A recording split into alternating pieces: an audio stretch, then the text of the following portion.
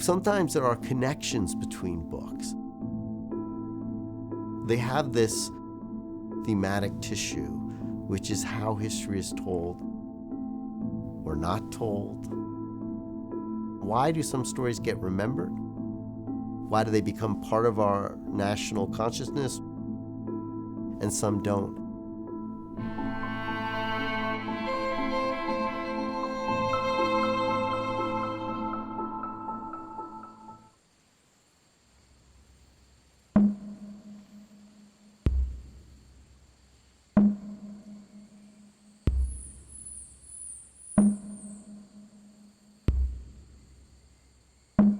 Initially, what captivated me was this mystery of what had happened to Fawcett, because he had gone in looking for this place and then vanished with his older son and a friend. But over time, there was a secondary mystery that really gripped me, which was, what was this city of Z that he spoke about? Could there be these archaeological ruins, this complex civilization and society in the Amazon, which would transform our understanding of what the Americas looked like before the arrival of Christopher Columbus?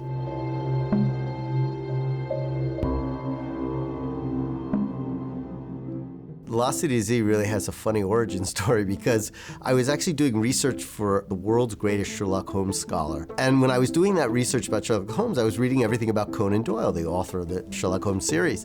And somewhere in one of these booklets, I saw there was just a footnote mentioning that The Lost World, which was also written by Conan Doyle, was partly inspired, one of the characters, by this real-life British explorer named Percy Harrison Fawcett. So I put it into one of these historical databases where you could search old newspaper clippings, and up came all these crazy headlines. British explorer goes into the Amazon looking for what he called the lost city of Z and disappears with his son. Search for Percy Fawcett. I was so captivated that I began to research him. Whenever you write about one of these explorers, they are kind of wrapped in lore and mythology, and you almost have to peel it back as you start to try to get the real story. One of the amazing findings when I was doing that research was I was looking for any kind of records, but I was also looking for descendants. And I tracked down a granddaughter, a descendant of his, who lived in Wales.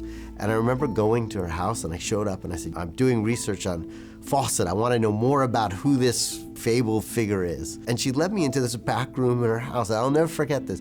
And there was this chest. And she opened up this wooden chest. And inside were all these booklets. They looked like diaries, but they were faded and muddy and peeling. Some were held together by ribbons, some had little locks. And she said, well, those are my grandfather's secret diaries and logbooks. And they really helped me understand both the mystery of what had happened to Fawcett, but also this mystery of who was he? What was he really like? Tenacious, fixated, obsessed. Nothing was going to stand in his way. It was partly why when he disappeared, nobody could wrap their brain around the possibility that he could have actually died.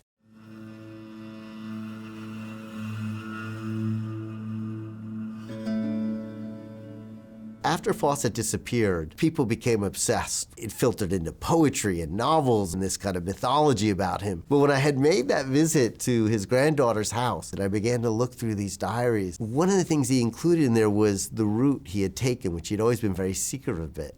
And I kind of realized that a lot of people who had looked for Fawcett had kind of gone this way, and I thought, well, what would I find if I went that way? And it was then I got this very foolish idea in my head to try to hump through the Amazon. And for anyone who knows me, it is a colossal joke, because I hate camping, I hate hiking, I hate bugs, I like Chinese food delivered to my doorstep. I remember when I started to pack for my trip, my wife looked at me just appalled. You gotta go at least to like a store and get some camping gear. I found a guide who had relationships with many of the indigenous communities in the Xingu part of this southern basin of the Amazon. Because these indigenous communities are always under siege from loggers and settlers and trappers, there's so much tension that you really need to have somebody who can speak the languages and make contact for you and assure them that you are who you say you are. Part of the images of the jungle I had were so different than what I found. So, I had all of Fawcett's letters and I had copies of his journals. He would be describing in one part on his last expedition how they had taken them days and days to hack through this section of the jungle. Of course, I crossed that very part of the path, and there were no trees there. It had been deforested. It looked like Nebraska. And I covered the distance. It took him a week and 24 hours. I just zipped right through. There was one point where I got separated from my guide, and I remember getting lost. The jungle all looks the same to me. It's a little like a whiteout when you're in a jungle. I was probably just walking in circles because you just get completely disoriented. And it was several hours, and I was growing more and more afraid. And eventually I heard this kind of pealing laughter. I didn't know what it was. And then suddenly all these children, Kwikuru children, emerged from the forest and were just laughing at this lost idiot in the middle of the jungle. And they saved me and they brought me back. But it did give me at least a small glimpse, which you sometimes get on these trips. And thankfully, it's only a small glimpse, what it must have been like for the people you're writing about. But it was really revelatory. And I would say what was most surprising about it was I didn't know if I would find anything. I was able to make contact with many of these indigenous communities and stay with them.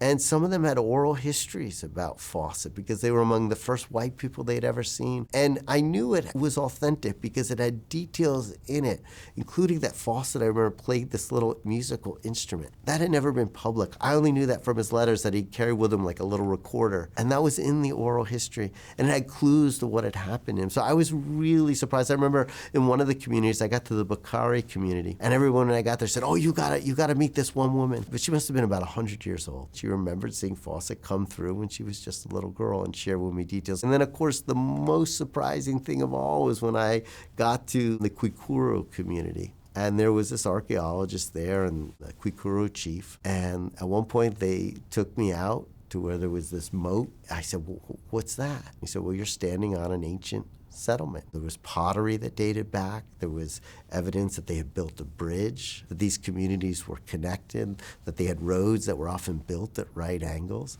And it was discoveries like these that were shattering long-standing notions about the Amazon, that it was only populated by these small tribal communities rather than being large populous areas that have built these very complex societies.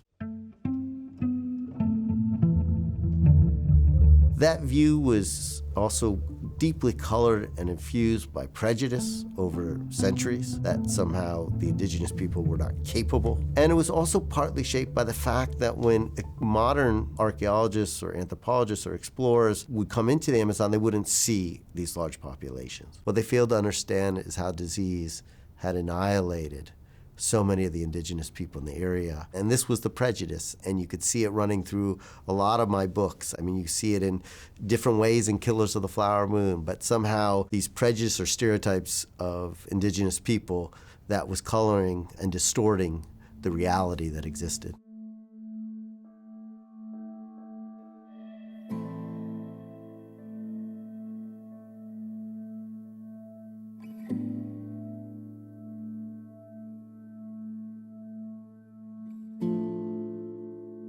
I had heard a little bit about the Osage Reign of Terror, where members of the Osage Nation were being killed for their oil money, but I couldn't find a lot written about it. So I decided to make a trip out to the Osage Nation. And I did that thing that you always kind of do when you go to a new place that you've never been. I said, well, I'll go to the museum. So I went to the Osage Nation Museum in Osage County, and there's this great photograph. You couldn't help but look at it. I mean, it was enormous. Went across this huge wall.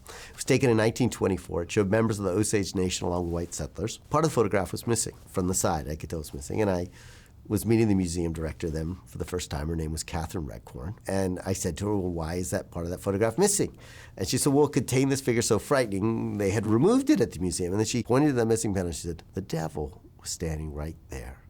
She then went down into the basement and she brought up this image of the missing panel, and it showed one of the killers. It showed William K. Hale. And I was really haunted by that because I kept thinking, okay, the Osage had removed the photograph not to forget what had happened, but because they can't forget. And yet here are idiots like me who have never been taught this history. We've never learned it. We had, in effect, excised it from our conscious. And so in that moment, I thought, well, if I can tell this story, I will. And that's really what began a more than 5-year odyssey to try to research and document what had happened. You never have a clear map when you start. Your eyes are like this and your ears are open. And I began to look for descendants of both the murderers and the victims, many of whom still live in this community today, side by side. I would spend a couple months each year living out in Oklahoma. I'd never been to a prairie before, and I would just live in the community, and people would kind of bring me from one person to the next. Each one is a clue that leads you to another clue, and sometimes people would share with me documents or records or family history. The most powerful moments I had was when I met Margie Burkhart, who was the granddaughter of Molly.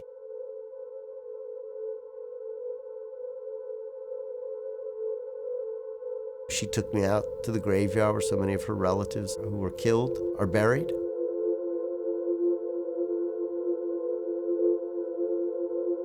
She took me by the house where one of her relatives was in a house that was blown up in the middle of the night. She was killed. I was talking to people like Margie that always drove home to me how this was still living history and that it still reverberated to this day. The research for that book really had two kind of main focuses, though. One was Osage elders and descendants who could share with me oral histories and testimony. And then the other was through mining every archive I could find for any records. And there's always a level of serendipity in research.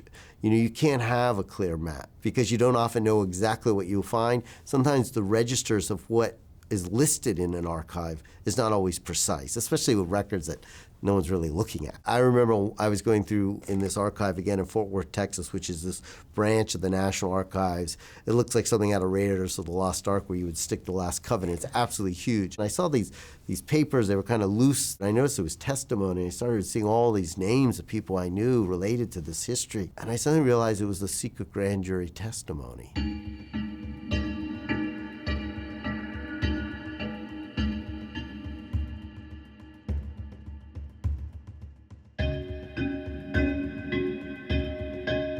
And it was amazing because it gave me long, extended testimony from so many of the people I was writing about. Suddenly I could hear the way they speak, their diction, their literacy. I got better insights into when they were lying or when they were telling the truth. And so you never know what you will find in an archive.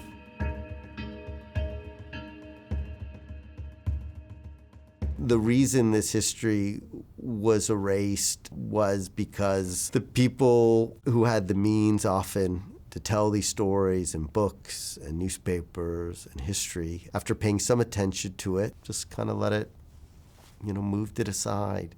It was not the kind of story that they focused on, the kind of history. It was not something that filtered out. It was not in textbooks. I think those long-standing prejudices and who gets to tell their story were very much evident in this case. It was very illustrative of that. I don't know anything about the film business, and so for me, the thing that I care most about, I always go back to that missing photograph, that a movie will hopefully illuminate some of this history, cause people to learn more about it, to fill in some of those blank spaces in our consciousness. There are no definitive works. We learn history through more and more perspectives over time, through works of art, and hopefully people will see the film or they'll read the book, and maybe they'll go want to learn more about Osage history. Maybe they'll read a book by an Osage author like Charles Redcorn, A Pipe for February, or John Joseph Matthews, or poetry by Elise Passion, or they'll learn about other Native American history. I think that is the way history grows and the way we learn.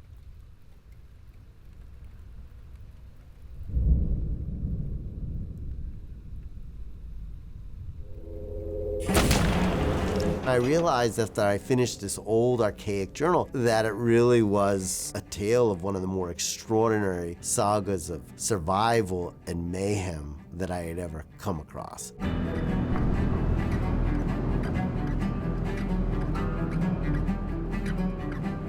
I remember just kind of sitting in my office for several months, kind of like, what am I going to do next? And you're kind of waiting for this divine inspiration that never comes. And you realize you're never going to find a story through passivity. And I thought, well, what interests me? Mutinies are kind of interesting, right? I mean, they're like these internal rebellions in these organizations that are meant to impose order, and suddenly there's these rebellions. So I started reading about mutinies. I ended up in a British archive where there was a scan of an old journal. It was written by a man named John Byron, who had been the 16-year-old midshipman on the WAGER. He would later go on to become the grandfather of the poet Lord Byron. I would suddenly come across this just arresting passage where he described the storms off Cape Horn. He said, the perfect hurricane. It sounded very modern, the perfect hurricane. And then he described the scurvy that they had suffered, the disease. At one point he described the cannibalism that some of them had succumbed to on the island. They proceeded to that last extremity. This all begins when one little boat washes ashore off the coast of Brazil. Now on board are about 30 men, and they are completely wasted to the bone. One of them announced that they are the survivors of His Majesty's ship, the WAGER. They get shipwrecked on this desolate island where they slowly descend into this Hobbesian state of depravity, this real-life Lord of the Flies. They had built this flimsy craft. They had traversed some 3,000 miles, completing one of the longest castaway voyages ever recorded. And they are initially hailed for their ingenuity and their bravery. I mean, it's kind of remarkable, this journey they had completed. Maybe history would have stopped there and settled. Well, that was their hope. But then several months later, this other little boat washes ashore off the other side of South America, this time on the Chilean coast. It's an even smaller boat, contains just 3 additional survivors from the WAGER, including one who's so delirious he can't recollect his name. But after they recover, they tell a very, very different story. And they say, well, those people who had actually gone to Brazil, those aren't heroes, they are mutineers.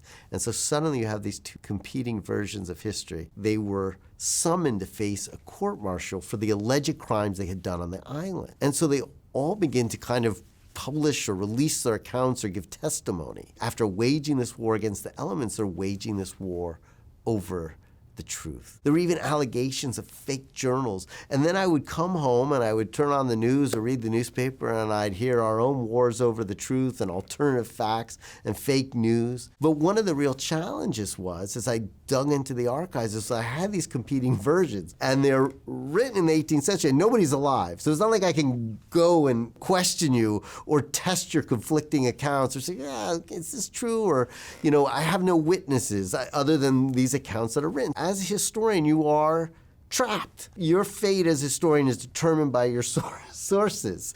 And so I said to myself, well, how am I going to tell this story? How do I know exactly which account is right? And so I decided, well, let me tell this story from 3 competing accounts. It will tell us something about the way we all tell stories, the way we all shape our stories, the way we edit them and burnish them so that we look better in our own accounts. And it would also, by looking at each of these stories, hopefully you would get closer to the truth. But in the end, it is the reader who I leave to be the juror. There were 3 kind of key perspectives. One was Captain Cheap, plagued by debts back at home and chased by creditors, but he would always find refuge at sea. And his dream was always to become a captain and a commander of his own ship, to become a lord of the sea. And on this ill-fated expedition, he finally is promoted to commander of the WAGER. So he finally gets his dream, his grail. He's attained it, and then they end up getting shipwrecked and everything goes wrong.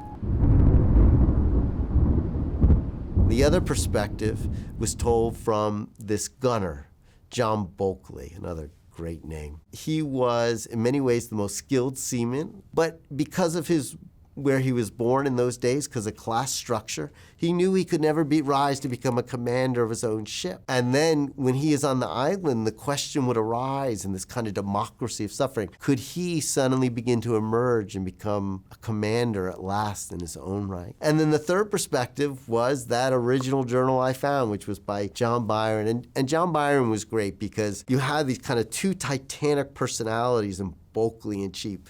And in Byron, you had the 16-year-old boy who's kind of coming of age in this world, looking at these forces around him. And so in many ways, he's kind of like the reader's eyes and ears onto this bewildering world. They get on this island. Captain Cheap believes that they should set up an imperial outpost. He should remain their commander because he was their commander at sea. He even had the letter, I am your commander. He would sometimes hold it up. And he thought that the only way they would survive would be by these kind of strict regulations and hierarchy. But under the strain of hunger, shipwreck, cold, rain, they begin to fracture. And there's a question, while Cheap would talk about honor and sacrifice for the empire, You had someone like Bulkley who starts talking and using words that would slowly in later years echo in the American Revolution. He would talk about liberty and happiness. And why should we just go with this captain just because he was picked? Why should we not go with the one who was a better leader? Why should we not think about our own survival? Why should we continue to sacrifice? So here they are on this island, and yet they have these intense philosophical debates about the nature of leadership, the nature of responsibility, the nature of empire, whom they should be bound to, which values should prevail. And there are almost these two intense camps where you see this play out. One of the reasons mutiny and sedition are always put down, often very violently, are considered such serious threatening crimes, is because they take place in military organizations or naval organizations. And these are instruments of order. These are instruments of the empire. They are supposed to be imposing the will and the authority of the empire. And yet, to rebel within them is so threatening to the state. They undercut the central claim of the British Empire used to justify its ruthless conquest of other people, that their civilization was somehow superior to others. Historically, you often see these kind of mutinies put down very violently, and it's why when they are on the island, those who begin to contemplate that forbidden subject of mutiny are so worried and are so concerned with justifying their causes, to even writing them down and voting on these things, because they are always aware, not just of the eye of God upon them, but the eye of the Admiralty is like looking down on them from afar. They are so worried that if they do mutiny and get back to England, they may be hanged. Whoever can tell their story first, and if perhaps only one story prevails or survives, then they will survive.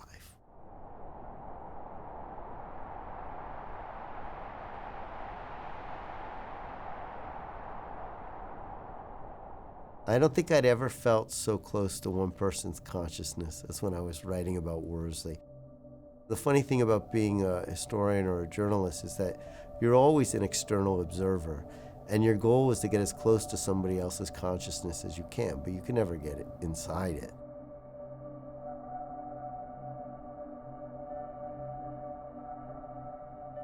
And with Worsley, because I had his diaries, because he gave these oral broadcasts, and because I had his family members who had communicated with him, I felt as close to him about as anybody else I had ever written about.